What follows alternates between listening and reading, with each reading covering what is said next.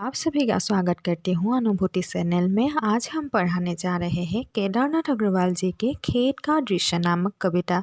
यहाँ कवि ने खेत की जो सौंदर्यता है, जो मनमोहक दृश्य है, उसी के बारे में वर्णन किया गया है। यानी कि धरती माँ के गोदी में जो हरा हरा खेत होते हैं या जो कृषक होते हैं, उनकी जो भी स्त्री होते हैं या जो खेतों के साथ लगे हुए होते हैं, पक्षी है या संपूर्ण जो परिवेश है वो बहुत ही सुंदर होते हैं। नृत्य गीत जो है वो भी बहुत ही सुंदर है और उसी का वर्णन यहाँ किया गया है। तो कवि ने कहा है कि धरती माँ जो है, हमारी धरती माँ जो है, जब वो जिसकी गोदी में नीला हरा हरा फसल उगता है तो वो कितनी सुंदर हो जाती है और उसमें सभी लोग किस प्रकार से खोए हुए रहते हैं, उसी का यहाँ पे गुणगान किया गया है। तो कवि ने लिखा है कि आसमान की ओढ़नी ओढ़े, धानी पहने फसल घघरिया, राधा बनकर धरती नाचे, नाचे हंसमुख कृषक से बढ़िया।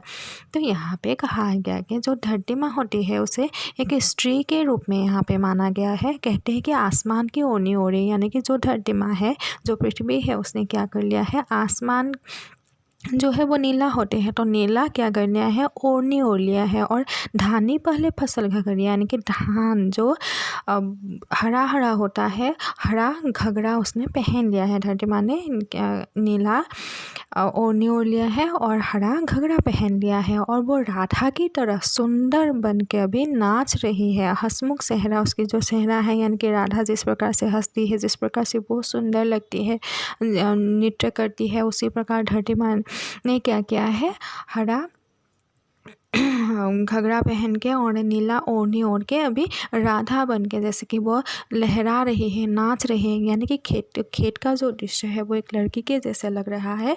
आसमान और धरती, यानी कि आसमान की ओढ़नी ओढ़े, आसमान तो पूरा नीला होता है और आसमान की ओढ़नी ओढ़े और घघरिया क्या है, हरा है, हरा घघरिया पहन के एक स्त्री, यानी कि खेत जो है वो स्त्री है या धरती माँ जो है स्त्री है, वो बहुत ही प्यारी लग रही है, बहुत ही सुंदर लग रही है। और उसी को देख के, उस खेत को देख के जो भी कृषक है या उसकी जो भी स्त्रियाँ हैं वो बहुत ही खुश हैं, बहुत ही हंसी से वो लोग भी उस खेत को निहार रहे हैं। माटी थाप हवा की पड़ती, पैरों की बज रही ढुलकियाँ। अभी क्या है, माटी थाप, यानी कि हाथ से की जो, जैसे कि हम ताली बजाते हैं या हाथों में चोट आना, तो हम क्या करते हैं, खेत जब करते हैं तो हाथों में चोट तो लगता ही है। फिर पैरों की बज रही ढुलकियाँ, तो जब खेत करने के लिए हम जाते हैं तो हाथ में चोट भी आ जाती है और पैर से जब चलते हैं तो ऐसा लगता है कि हम जब जाते हैं खेत करने के लिए तो ढुलकी बजाना, यानी कि नृत्य करना, या जो पाँव की जो सुंदरता है, या जब पाँव हम खेत में जाते हैं तो जिस प्रकार से आवाज़ आती है उसको हम ढुलकियाँ कहेंगे। या जो नृत्य करते हैं, खेती करने के लिए जाते हैं, जो तो एक प्रकार की जो खुशियाँ आती है उसके बारे में यहाँ कहा गया है कि जैसे कि तालियां बजती है और पाँव अपने आप चलने लगते हैं और उसी में क्या होते हैं, जी भर फाग पखेरु गाते, धर की रस की राग गगरिया। तो उसी खुशी में जब कृषक हंसने लगते हैं या गाने लगते हैं, उसी खुशी में फाग, यानी कि फागुन जो है, या पक्षी पखेरु, यानी कि पक्षी भी गाने लगते हैं। फागुन का मौसम हो जाते हैं और चारों तरफ हरियाली ही हरियाली हो जाते हैं और उसी हरियाली, उसी सुंदरता को देखकर पक्षी भी गाने लगती है और धरती रस की राग रगिया, और चारों तरफ एक राग बजने लगती है। रस, यानी कि सुंदर रस चारों दिशाओं में फैल जाते हैं, सभी खुशियों में मग्न हो जाते हैं। मैंने ऐसा दृश्य निहारा, मेरे ही न मुझे खबरिया। और कवि ने कहा है, मैंने ऐसा दृश्य देखा है जो कि बहुत ही सुंदर है, ऐसा दृश्य निहारा है, यानी कि देखना, ऐसा दृश्य देखा है जो पहले मैंने कभी नहीं देखा, जिससे मेरा होश उड़ गया है, मुझे कोई खबर नहीं है कि मैंने कैसा दृश्य देखा है।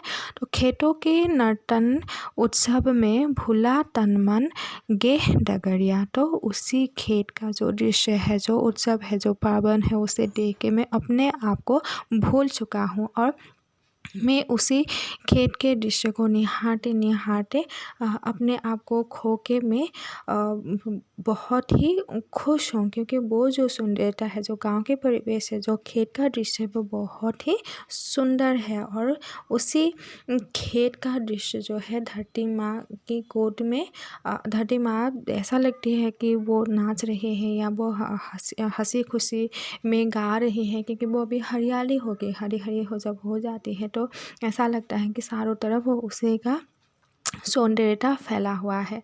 तो यहाँ पे इतना ही। यहाँ पे सिर्फ खेत के दृश्य जो है वो जो सुंदरता है उसी को यहाँ पे निहारा गया है।